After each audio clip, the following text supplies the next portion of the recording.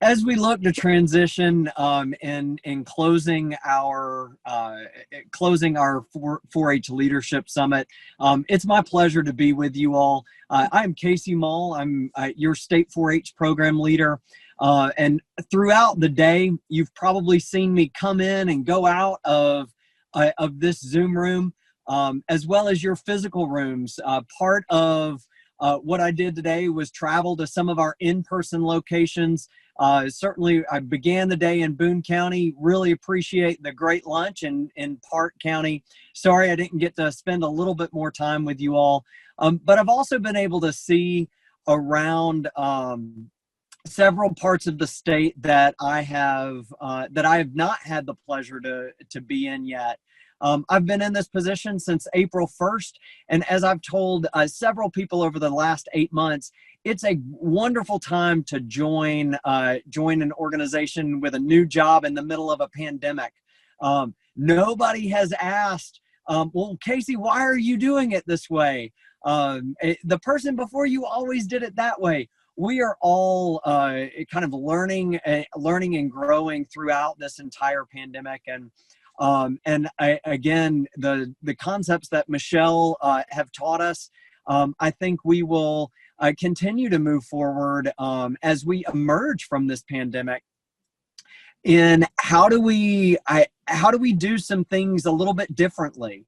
When I look to January of 2022, I hope that January of 2022, our 4-H programming doesn't look exactly like our 4-H programming in January of 2020, because that means we really haven't learned anything from if we go straight back to what our programming looked like a year ago or more.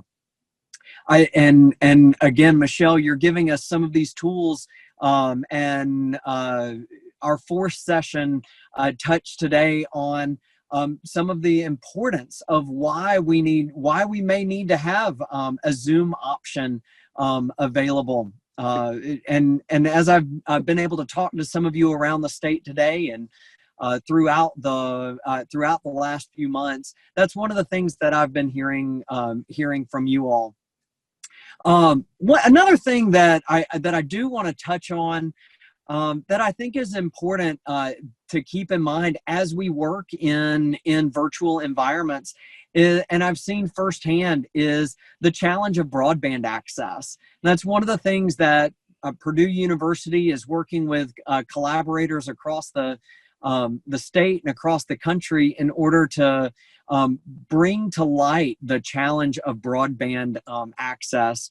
As I've been trying to either be in Zoom or YouTube, as I've been traveling to different communities across our state. So be on the lookout for how we may be able to continue to support our state in expanding broadband access to our most rural communities. I'm excited to also look at the future of Indiana 4-H and some new programming opportunities in 2021. We have several groups that are looking at how do we emerge from this pandemic to do some things differently, and bring some new content. One that I'm incredibly excited about, that really comes from my 4-H background, is a consumer education career development event, or CDE, that Kara Harbison is working with some subject matter experts in the College of Health and Human Sciences to bring this to fruition. So be on the lookout for some new and exciting things in 2021. But most importantly today, I want to thank you all for being here. I want to thank you all for the grit and determination that you've had.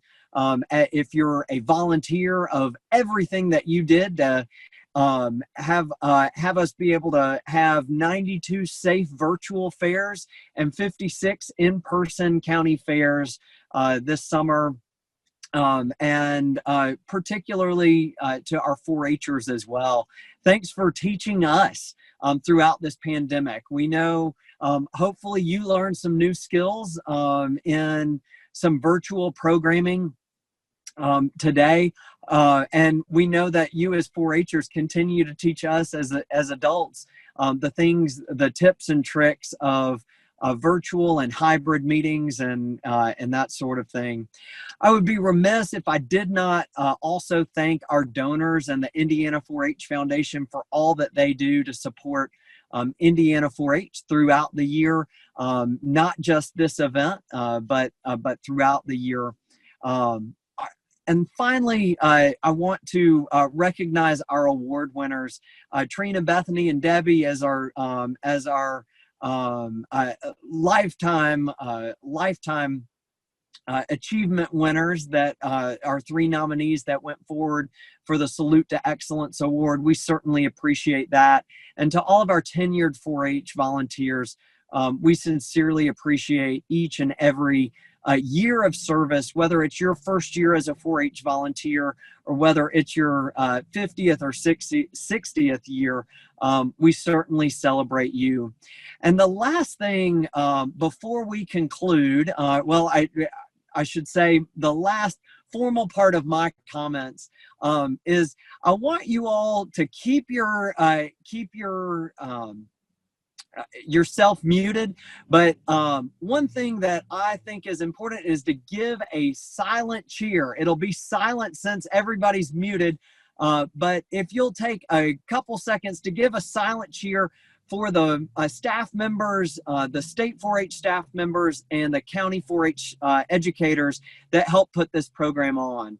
So on 3, give the loudest, most silent cheer and most engaged silent cheer that you can give. 1, 2, 3. All right, thank you so much. And our final activity, whether you are in person at one of our host sites or whether you are at home, we do want your feedback. And if you would type into your, if you're at home, you can type into your web browser bit.ly/N4H Summit Survey. Or if you're at one of our face-to-face host sites, you can also click on the link that Danielle put in the chat box. Thank you so much, Danielle. If you're in person, you can also complete a paper survey that may be distributed to you all. We really would like your feedback. What went well about this virtual summit? What would you like to do better next time? Was this a good format that if we, in the past, we've been getting together all in one location, 300 to 400 people? What would happen if we did this type of format in the future? St. Joseph County asked who to send the paper surveys to, and if you would send those to Steve McKinley's attention in the State 4-H office, feel free to either scan them or mail them, whatever works best for you. And again, we certainly appreciate all of your time. Again, thank you so much. It's 4 o'clock on the East Coast and 3 o'clock in Central Time. We appreciate you joining us. Have a wonderful evening and travel safely. Be well.